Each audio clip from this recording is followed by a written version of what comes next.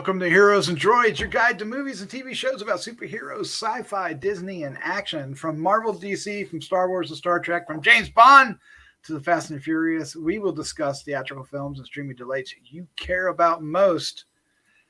Oh, we got some good ones for you tonight. I am your host, Doc Rutten, and joining me tonight are my crew, starting off with the Slattman, Christopher Slattery. How you doing, sir? I don't know. I've got there's such a mix of emotions from what we watched for this week's episode. I don't really know how to feel because I could be feeling so many different things. Oh, no. This was a powerful week. It's going to be very interesting. We do have some news of the week. I forgot to mention this earlier. And we have reviews for both this week's Bad Batch and The Last of Us. Episode 5 for Bad Batch and Episode 3 for The Last of Us. Do I have that right? Yes. Also joining us is award-winning filmmaker Christopher G. Moore. How you doing, sir? Doing good. We live in a wonderful world of great genre television. Just saying. Oh my gosh! And in the theaters and on VOD, the genre stuff is like ruling the world right now. It's amazing. Good times. Good times. Now, if we can just get the award people to think the same way. So that'll be a discussion later tonight. Maybe this year we'll break that open. You know. Yeah, I hope so. Fingers crossed. Yes, let's do that. All right. Well, we hope you enjoy our show tonight. If you do, please hit the like and subscribe button and share with a friend. It's all easy and free to do, and it'll help find more fans like you. So, cool beans. Thanks. All right, let's get into the news of the week. And our first bit of news may have something to do with one of our reviews. And who's doing Last of Us? I've already forgotten. It was me, but okay. Tell us the news, sir. Well, you know, for those of you that are really enjoying The Last of Us, well, it's not going to be the last of this season. It's not the last of it. We're going to get part 2, and they're going to delve into part 2 of the second game. You know, so yeah. I mean, evidently, all the people that are watching. I think they said that, like, what was it? The second episode had the highest rise, one of the highest rises of any show ever on HBO. So extraordinarily well. They're like, okay, this is doing well. Here's some more money for season 2. So they're doing a great job. I mean, and you know, that's a thing. You know, I think this is turning out to be one of the best.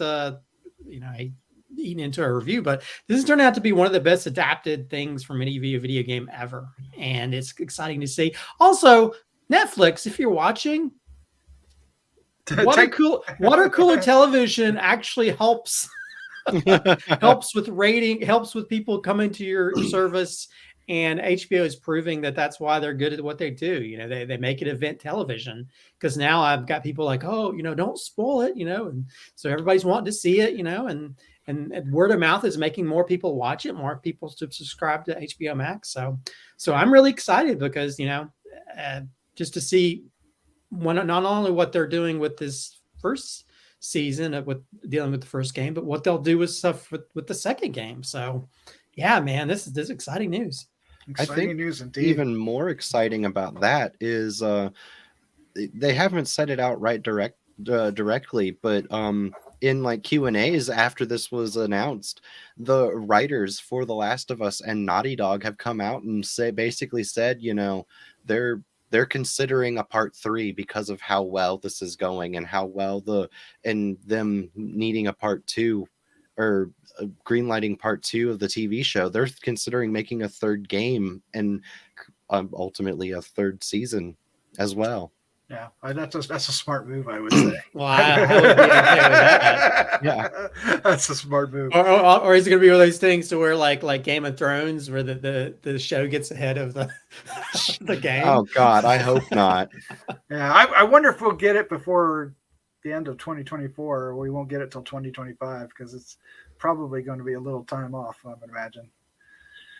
Probably, yeah. I mean, unless they've already been dabbling their feet in the pool of sort of looking at breaking it down. So I don't know. I wouldn't put it past them that they already have gotten a head start on this, regardless, because it's I think they knew what they had. I think they knew what they had. All right, our next news item is one that I think, even though in the back of our heads we probably all knew this was going to happen, we all wondered if it actually could, but you never bet against James Cameron, do you? All right, Avatar: The Way of Water has moved up another spot on the all-time biggest movie ever global. It's number 4, leaping ahead of, and I'm sorry about this, Christopher G. Moore, The Force Awakens, which you got to admit, having 3 of the top 4 movies of all time is an achievement. You've got to give him that. Well, and he might be close to actually knocking Titanic down a notch too if he keeps going the way he's going. But I tell you this, which is his own film.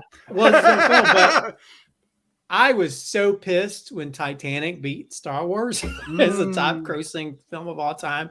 I've always had I have a hate for Titanic to begin with, but that just made me mad even more. Because I just understand. Well, and I think what makes this even more crazy is the film's like three hours and something. So can you imagine if it'd been like 2 hours, an hour and a half, they would have gotten more. They probably could have made even more money. Yeah, well, but I mean, with it being 3 hours, how many people are buying multiple tickets so they can go see the first half and then come back the next day to see the second half? Yeah, that was a bad joke. I'm sorry. But here's something that I think Christopher G. Moore doesn't want to hear, is that Titanic is heading back to the theaters this month or next month in February. So I keep seeing advertisements for it. Yep. This gives me to see it. Well, good for them. I will not be seeing it. I have post-traumatic Blockbuster video syndrome because I worked at Blockbuster. We had to pre-sale Titanic when it came on VHS, and you do, and we were top like 1 month in my region. And you know what they gave me? A free copy of Titanic. Like, how dare you? Oh man, give me money. Don't give me that crappy movie. Oh man, I love the movie. Okay, that's just me. I'm all right, sorry for you. Well, there you go. The second half is good because people die. You're not wrong. You're not wrong. I honestly, I forgot the ship was going to sink by the time it happened, which is kind of like, that's the title of the movie. It is at 2.075.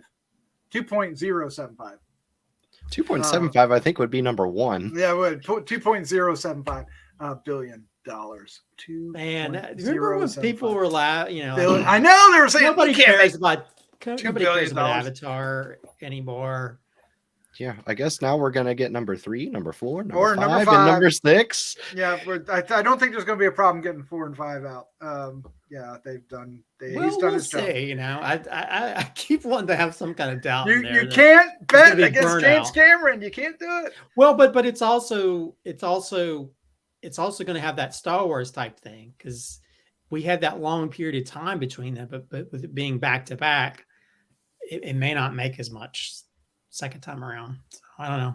Don't bet against James Cameron. All right, up next, more video game news. So let's hand this over to the Slattman. Sir, what are we talking about? Okay, so we're talking about Amazon.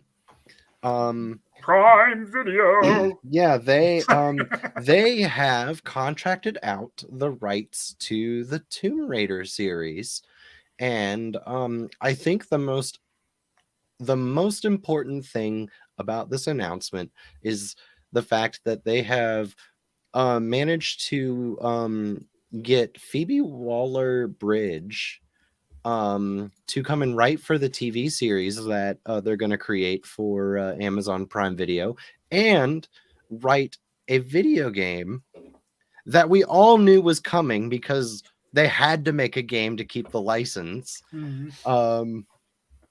They're gonna be making a game that kind of ties in with the story of the TV series. We're speculating that part. Oh, it's got to. Come on, that's not a reach, right? Yeah, and it just kind of makes me. This is such an interesting interesting decision, because Tomb Raider has been adapted multiple times to varying success. One being I would say the Angelina Jolie one was probably more financially. I don't know off the top of my head if that's true, but I feel like it was probably more financially of a success than the more recent adaptation. But I feel like the more recent adaptation was more positively received by fans of the series. I think you're right, sir. I agree with that. Yeah, of course, they made 2 of the Angelina Jolie movies, and they were a lot of fun with her in it, in the height of her action career. Mm-hmm. Not her entire career, but her action career. And then the one that recently came out, I think probably 5, 6, 7, 8 years ago now, maybe even 10 or more. Good God, I don't even know when it came out. Not 10, because the game that it's based on came out 10 years ago. Okay, so it's, but I really enjoyed that. But I think my opinion is that this is a property that is well suited for episodic television. Yeah. And I also wonder if this means good things are coming for the Fallout series, because would Amazon try to go down the video game adaptation route if their own video game adaptation that they're making right now is bad, or are they just trying to cash in on the hype of Last of Us? I fear the latter, but well, the thing is, Phoebe Waller-Bridges is one of the best writers out there. I don't know if you've ever seen the series Fleabag. She's an amazing writer.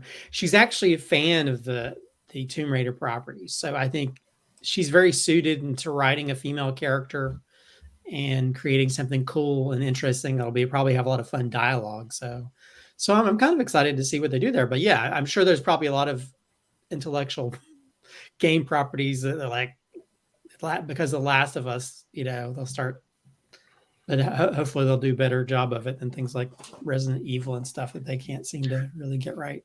Yeah, Last of Us is setting up a very high bar. I don't think anybody's going to achieve it.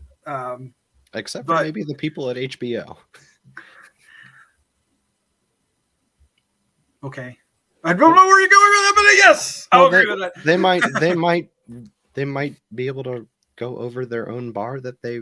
Oh, okay, gotcha. Yes, they will. We'll see. Yes, that was totally awkward, but that's awesome.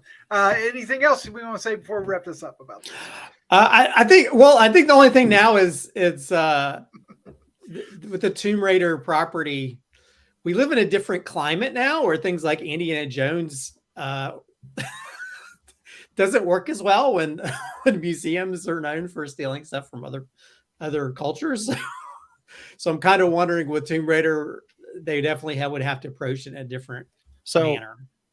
That's really interesting, because the newest games were less about actually raiding tombs and more discovering long lost cultures. So they could go down that route. That is something. But Indiana Jones is coming out, and then we're going to be talking about something very similar to that here later tonight. So I don't know. It may still work. Keep it on the fantasy level, I think. Well, it's different in sci-fi properties, but I think when it comes to reality, we do live in a different time now where it doesn't belong in the museum. But we still have museums. So we'll see. About the only other thing that's worth mentioning about this news is that DJ2 Entertainment is supposed to be a part of the production, and they are also adapting a Life is Strange and Disco Elysium projects for film and TV. So this studio seems to know what they're doing, or at least have some experience. So yay. I look forward to the future Leisure Shoot Larry oh my God. live action property. All right, Doc, let's wrap it up. Well, there you go. That's our news for the week. Are you excited about Last of Us getting a season 2? Are you happy that Avatar: Way of Water is making just as much money as humanly possible, and that Tomb Raider is coming to Amazon Prime? You missed the pun, Doc. I did. Are you happy about Avatar: Way of Water making waves? Making waves. Yeah. All right. Leave some comments down below. Hit the like, subscribe, share with a friend. Let's move on to our reviews for tonight because we got some good ones for you. Starting off with Star Wars The Bad Batch, Episode 5, titled Entombed. And this may have a lot to do with the Tomb Raider discussion we have in a really weird sort of way. It is directed by Nathaniel Villeneuve.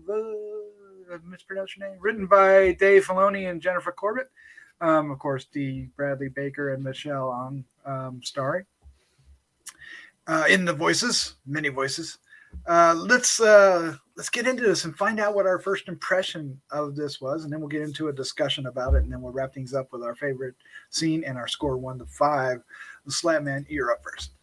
I had so much freaking fun with this episode. It's just fun. It's just so much. Yeah, like it's just a blast. Literally at times it's a blast. And yeah, this is really cool because it's probably the best sci-fi adaptation of an Indiana Jones-esque adventure that I think we've gotten in a while. And it just made me realize that we really need a Dr. Aphra oh my gosh, on-screen adaptation, because Dr. Aphra's like stories would be like this every week, and I'm all for it. You might have just sold me on that. One thing I didn't do there, Slattman, was give you the synopsis. Can I give you that now? Oh God, are you ready? Go ahead. The Batch searches for ancient treasure that stirs up a shocking surprise. I actually don't mind that one. That's one of the best ones they've written, in my opinion. Yep. They kind of got it there, right? They're getting better at it. All right, Christopher G. Moore, what was your first impression of Entombed, Star Wars, The Bad Batch? This is my favorite Bad Batch episode ever. Oh, nice. Ever. Yeah, I'm sorry. This is what I want Bad Batch to be about. Just going on missions like the A-Team, trying to get stuff. Maybe it works out, maybe it doesn't. But I mean, yeah, it definitely pays tribute to like India. There's music that actually sounds similar to some of Indiana Jones's music in parts. And the action scenarios, and I don't know about you guys, but that the last like 20% of it, my jaw dropped. Oh wow, nice. I was like, whoa. I mean, it was like it went so freaking epic. Because there's like elements of like Alien and there's like War of the Worlds. War of the Worlds. It's like, yeah, so many different like although I feel bad for the little robot dude. But yeah, I was like amazed by the end of it. And because it just went 110% bigger by the end. Yeah, this is just a fun episode from beginning to end. It kind of, again, I kind of wish they had it. Maybe Doc Aphra will do that. I really don't care about the overarching storyline. I just want them to go on missions. Why can't we have a Star Wars show where they just go on missions? Why does there always have to be some kind of stupid, let's get all misty-eyed. Let's just go on missions. They're like the A-Team of the Star Wars universe. That's all I want. That's all. And this is a standout episode because this went beyond, I think, its normal architecture when it comes to the way they tell their stories. Because that end stuff is just gorgeous and epic and amazing. And it just went places like, oh my gosh, what the heck is happening here? I love this so much. So yeah, this is my favorite Bad Batch episode ever. Yeah. Yeah. Now I am the one that always says, I want to know, I want character arcs. I want to know, where this is going. I want, to build to something. And here, this one does, whatever it does to do that is so hidden in the plot and the story that it's hard to recognize. I mean, there is some characters with Omega being kind of rediscovering her childlike nature, I guess you would say. Maybe, but at the same time, I love this episode. This episode was so much fun and goes against whatever I'm looking for, but yet I loved it so much. So there's something to be said for what Christopher is looking for, because this is exactly, I think, what he's been chiming about, and it lives up. It works. And I'm with Slattman too. Give me a Dr. Aphra series. This proves it. Yeah. So yeah. Live action series. Yeah. With Darth Vader.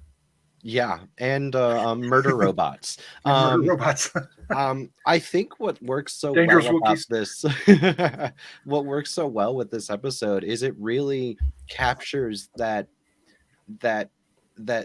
joy of adventure, as well as that joy of imagination of, what could a planet in Star Wars be like? It really captures that childlike joy, I think, at least for me, of the what ifs of the Star Wars when I was watching it as a kid. Yeah. Well, that and this you could definitely see that it kind of paid homage to so many different genre movies. Like I mentioned, they're definitely Indiana Jones, The Mummy. There's, what's it? Trying to think what else. Aliens. Smog from the Lord of the Rings. It's got so many different elements in this. What's the Multipass movie? What's the name of that movie? Multipass.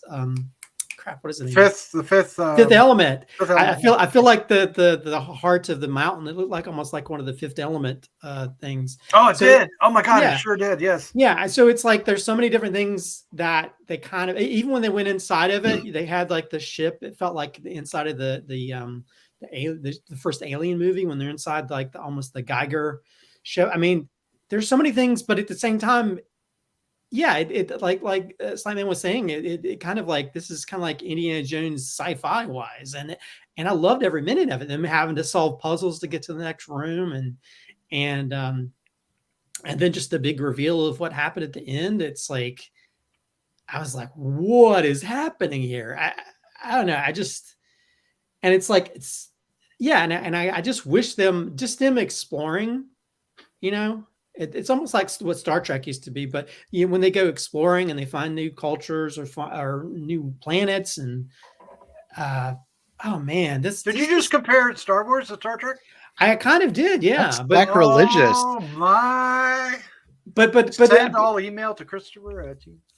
Well, but I still think Star Wars is 10 times better. But I'm just saying that, like, when they go on missions and stuff, I just want them to go on missions and do these type of things all the time, Yes. Although I do want some characters to meet back up again, but we'll get there. This was incredibly a lot of fun, and it was very concise, very, very well paced. It was fast paced. When it was over before I knew it. And like you said, Christopher, it had those moments where it shocked you when that thing came up out of the mountain and started War of the Worldsing on everything. That was unexpected. I didn't think we were going there. And now I want to know, okay, are we going to find out who put that there? Or is this a one and done? Or is this going to come back? Is this a long-term thing? It might be. There have been so many cool one and dones in the Filoni-verse, for lack of better terms, that I'm worried that this will be a one and done. But at the same time, I'm wondering if this might tie into some of the High Republic, like the Acolyte and stuff like that were, because this was an ancient tomb that they were going to. Wow. Does anything in the Filoni-verse ever truly be one and done? Doesn't everything kind of bubble back up? Well, but yeah, there's been some stuff that's been one and done. But we don't necessarily also have to everything's got to be so heavily connected to where it ends up being like, the prequels, where it's like it makes the universe so much smaller when everything is so connected. But it did feel like that they were kind of like, this is before the Jedi and all this stuff, and you're like, oh, okay. Well, we're hinting at there.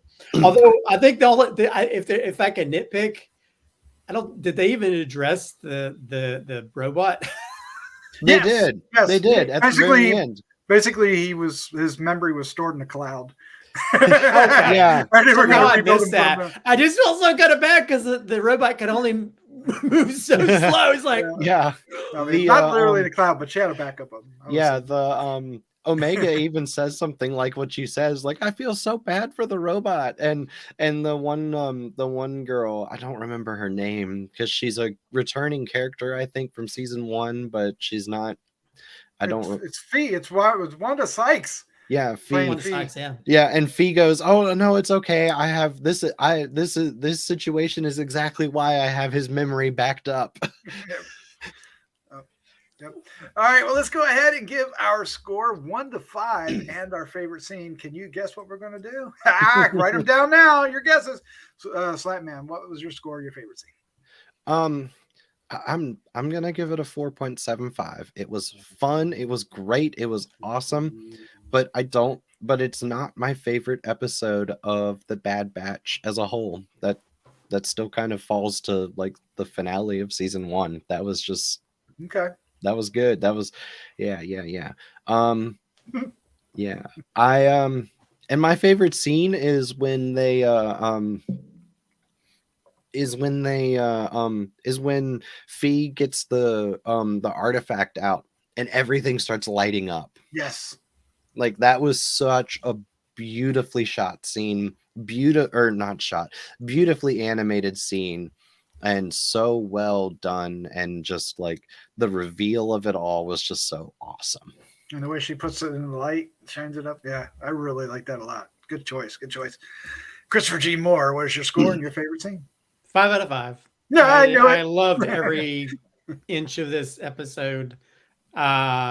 As for favorite scene, I think when that thing rises out of the mountain, you're like, oh, yes. What the hell is this thing? Oh my God. I mean, it felt like so epic for like this little animated series for some reason. And the sound design, just the look of that, almost like huge, behemoth type thing. I don't know.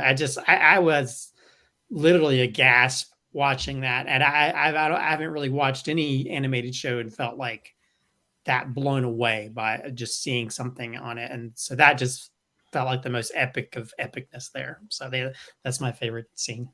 I like that. You took my favorite thing. I'm going to give this a 4.75. I'm tempted to give it a 5, but I'm going to give it a 4.75. Really enjoyed it. Highly recommend it. I would watch this again. Probably will.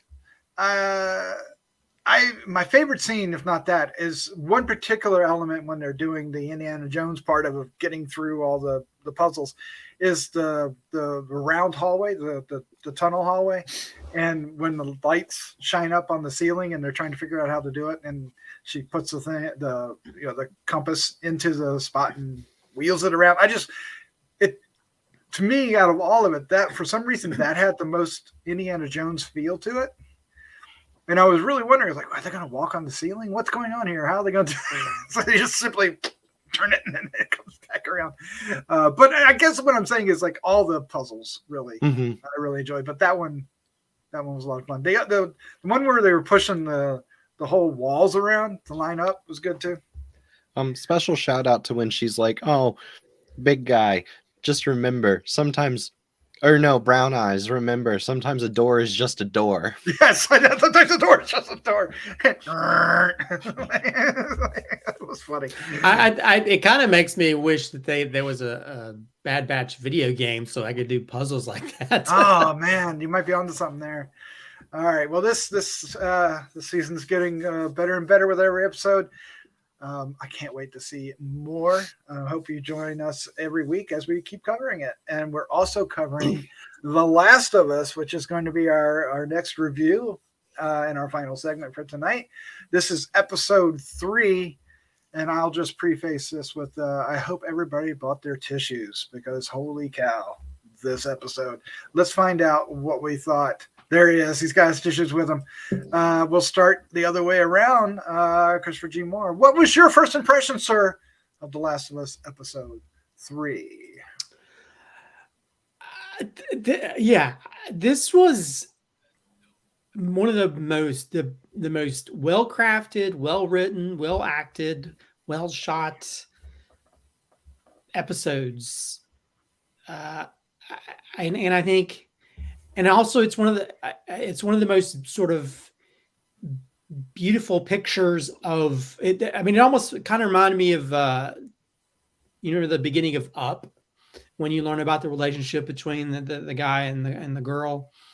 And because we constantly have these sort of flash forwards and stuff, we go from the beginning, and you see the beginnings of this guy who spent most of his time alone, and he finds a relationship, and it's like, I think it's one of the most beautiful pictures of any kind of relationship that's ever been shown in television or movies. It's funny in parts. Mm-hmm. So it's not all about sniffling all the time, but also it's heart-wrenching. It's beautiful. God, I'm getting teary-eyed just thinking about it. I was really blown away by this episode. This show does not deserve this. Not deserve, but I didn't expect this level of sort of like, especially Nick Offerman, who plays a great, gruffy doom prepper type character, but he seems like a guy that probably is a doom prepper in real life. But it might be. But yeah, him and the other guy that shows up, and I think one of the greatest things about this adaptation is them taking the original game and adapting it in different ways that actually adds a whole lot more in a different way. Because we don't, in the game, you don't really know, you don't get to see the relationship of the guy, and they play it a different way in this episode, and it is beautiful and wonderful and great. And it's still, the things between Pedro Pascal and the girl who plays Ellie. Bella Ramsey, yeah, Bella Ramsey. They're great together, and you see their companionship is growing more and more, and also, man, I watch stuff like this, and it's like, I just want to be a better writer as a filmmaker. Yeah. I want to be a better filmmaker, because the way they bookend everything, the way it starts and the way it ends, it's both beautiful and heart-wrenching and heartbreaking, but at the same time, I don't know. It's just I've never seen an episode that really portrays real love between two people. Mm-hmm. So I don't know. I can't say. I'm going to stop talking back. I'm going to start crying. So excellent. Slattman, what was your first impression of episode 3 of The Last of Us? This is not just an episode of a TV series. This is a piece of art. Ooh, wow. Okay. That's awesome. Yeah, this is near perfect on so many levels, and practically perfect. And the parts that it's not perfect, it's so close to perfect that you might as well just round up. Nah, I love it. Yes. And I could nitpick like maybe one scene, I think, and that's it. Like there's it flows so well. It's written so well. It's paced so well. It's acted so well. And lost in the performances of, oh gosh, Nick Offerman, and I don't remember the other guy's name, and I feel really bad. Murray Bartlett. Yeah, Murray Bartlett. Lost in those performances is and I think, Christopher, you mentioned it, but you really see Bella Ramsey and Pedro Pascal's you see their chemistry come through in such a great way and grow in this, and you also see an amazing performance towards the end by both of them. Yes, I agree. That is just that is not quite as heartbreaking as the other storyline, but hits you in such a different way considering what you just watched. And I love this. And I regret giving the other episodes 5s because this tops both of those other 2 episodes. Yeah. All right. I'll give you mine in just a second. Let's go ahead. It's directed by Peter Orr, written by Neil Druckmann and Craig Mazin, the creators of the show. And of course, each one has their own credits. We'll give those in a second. Pedro Pascal, Bella Ramsey, and Anna Torv is back for one final appearance, I imagine. And of course, we have guest stars Nick Offerman and Murray Bartlett as Bill and Frank. And here's your synopsis there, Slattman. When a stranger approaches this compound, survivalist Bill forges an unlikely connection. Later, Joel and Ellie seek Bill's guidance. Oh, so much better.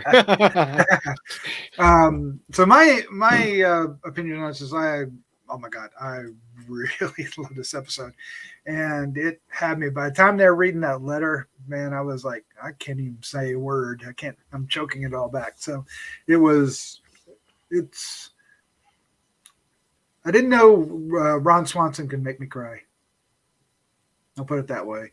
And he did. And definitely me in the future, I would say. Loved it. Well, and I mean, and I'll say, you know, the first two episodes were great as well. This just because I think the approach is different. But at the same time, the way they've crafted this series, it's so great how they can show less, but it's impactful more. Because the whole ending, they could have easily shown. We're in spoilers. They could have shown what was in that bedroom, you know, and that would have been heartbreaking, heart-wrenching. But you don't need that. Nope. You know what I mean? Just the window being open. Yeah. And so, and or even just like, you know, she doesn't even need to finish what she was reading in that letter, you know, things like that that's just brilliant screenwriting. That's how you write something without overdoing it. Cause I think too many times people write screenplays and they have to say every little thing or have to explain the little thing. They have to show every little thing. But again, sometimes you don't have to show everything. You know, it's all in this, and it's all in the subtext. It's sort of there. We know we don't need to, and I think this is a lot of times I have issues when we go back and forth. We had that problem sometimes with Lost sometimes, but I think as we kept flash forwarding, we didn't necessarily need all the individual parts. You know, we get to see all the, and that's why I kind of compare it to Up. You know, because we get to see these different variation times in their life. You know, as they met, they grew closer, they have their issues, they work past it, and how you have a guy who's just living his life, just wants to be alone. And then like he finds someone that he wants to be with. But at the same time, when you have that, you want to you still live your life. You know, you still want to do stuff to where you feel like you're alive. And you have these two very opposites as well. And I think Nick Offerman, I just saw him sing. A lot of times I just see him playing the same type of roles a lot of times, but in this one, he shows so many layers to his character. This guy who's a badass, but at the same time, he has his own insecurities, his own issues, he hasn't really been able to be the kind of person he wanted to be. And that's when the gay element comes into. And I hate kind of even pointing that out because this could have just been a guy and a girl. It doesn't necessarily have the sexual, you know, gender, what they're into sexually doesn't even need played into this because it's just two people who love each other, you know? And that's what makes it so beautiful because I think anybody who watches that, if you're in a relationship, want to be in a relationship, you can see that. You want to be that person. God, I need to stop crying. You want to be with that person that you want to, till death do you part, you know? Right. Exactly. And when you put it on your same terms, it makes it even more beautiful by the end. So, I'm sorry. But I think that's why so many people are affected by it. You know, even Mike Flanagan said that it's like the best episode of television ever. And I might have to agree with him because I think the story they told is so beautiful. That one moment where they have the strawberries. Oh my God. Stop. And he probably hasn't had strawberries in forever. And you see Nick Offerman, his character is like actually giggles. It's probably the first time he's giggled probably ever as a man. Instead of him giggling at people getting killed outside of his compound, that's just a beautiful moment where you have like the light is pouring through the trees. It's just a beautiful moment between two people. So yeah, they've really created something that you never thought would be in a show about fungi that create people into zombie-ish type people, you know? No kidding. And yeah, it's it's such a beautiful, beautiful story that at its heart is all about love between two people and how you grow and you have issues and you work through those issues and being there for each other. And it's just it's such a beautiful episode of television. Yeah. And it's an hour and 20 minutes. It is basically a movie in and of itself, right? Yeah. And it has, the 3-act structure in it. It's a little unique in that the way it does it, but it doesn't. And I would say that if they ever wanted to do a mini series about the life of Bill and Frank, I'd watch it. I think we got just as much as we need from those two characters. Maybe, but I could watch more of them. I also want to point out just how brilliant they did with editing, especially with transitions between the different time frames.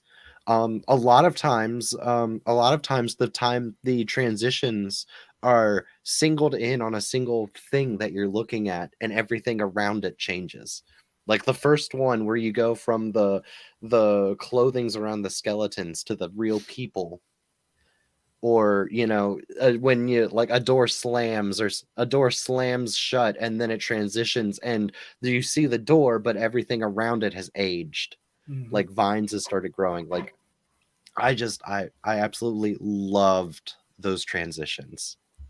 Yeah. I mean, it's like, there's a little bit of Schindler's List in there with the mom and the daughter, the baby or whatever, and you see them, and then you see them in real life, like, oh God, they're not going to live after that. It's really, they do such a great job, as like you mentioned, I love a good transition, and it's so effortless, so everything is coming together. It's not only the script, but the filmmaking.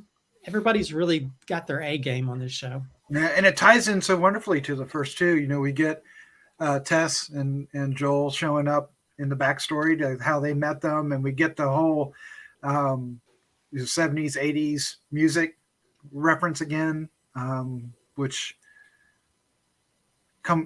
is just good storytelling all around. I love this episode. It's hard for me to say much more about it.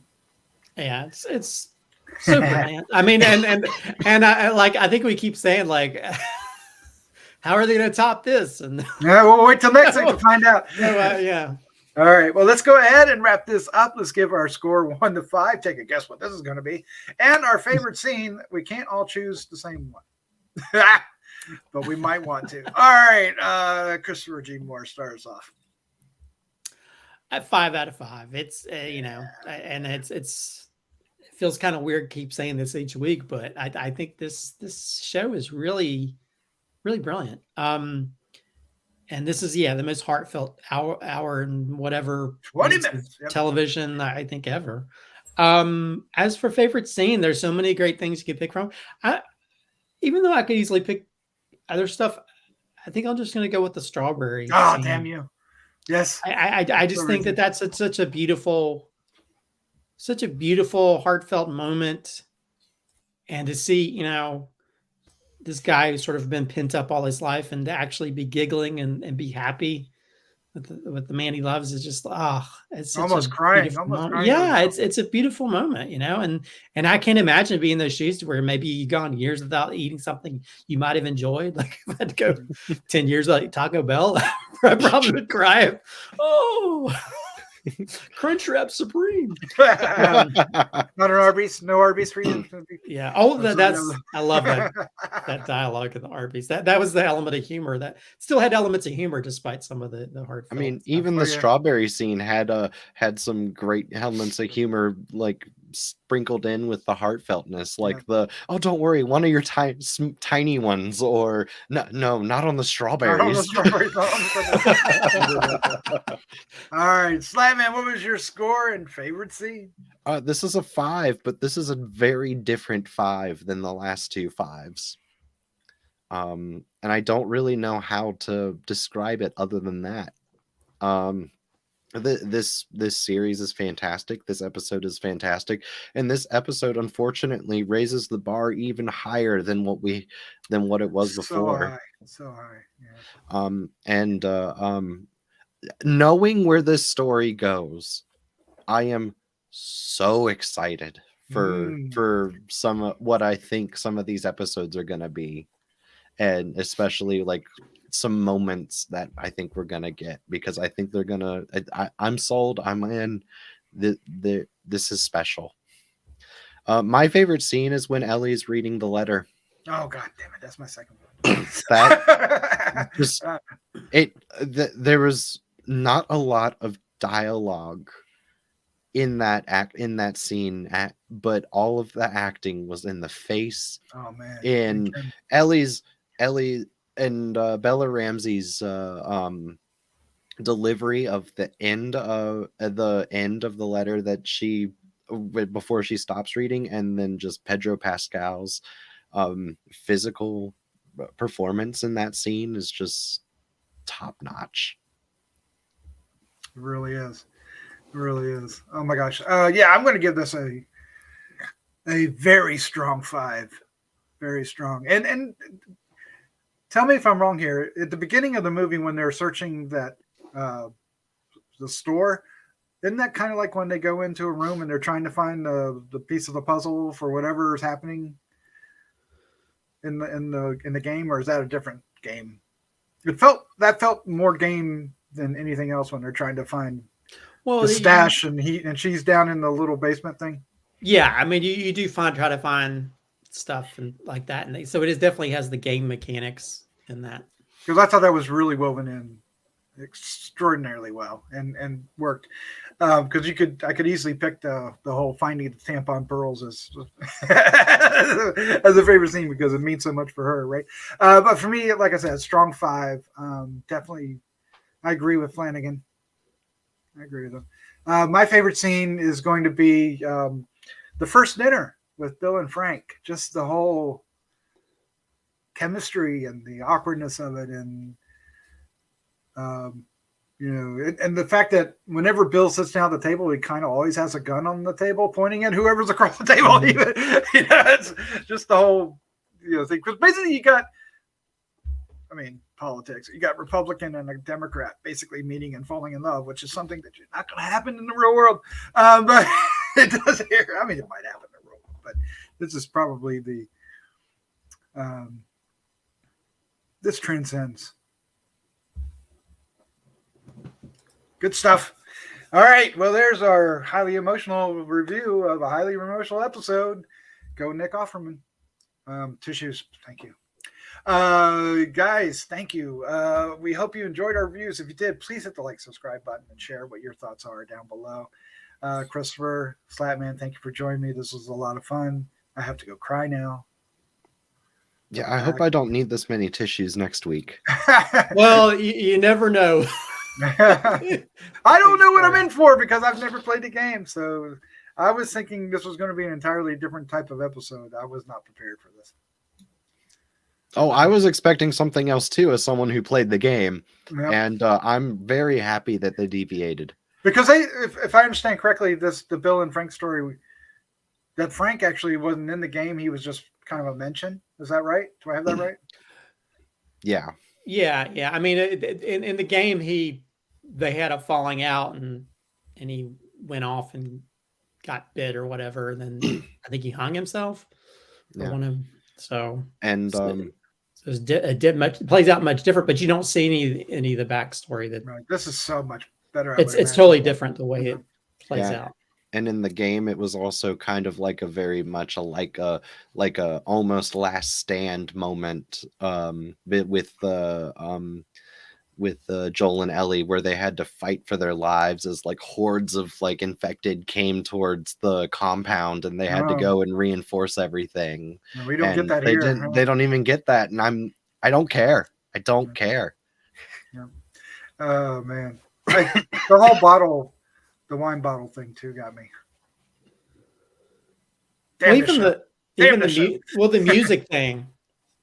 Oh yeah, that too. Yeah. How that initially and how they had the tape in the vehicle at the end is like, oh, Linda Ronstadt.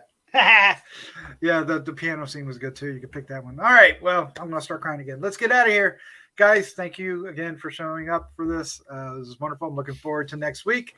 Return and cover some more of this and we'll be getting to some movies later in the month too. I think there's a small little Ant-Man in our future, and the big old Kang. Oh, that come out wrong, but you know what I mean. All right, let's wrap it up. On Tom. that note, Let's get out of here. Let's say good night quickly. Good night. Good night, everybody.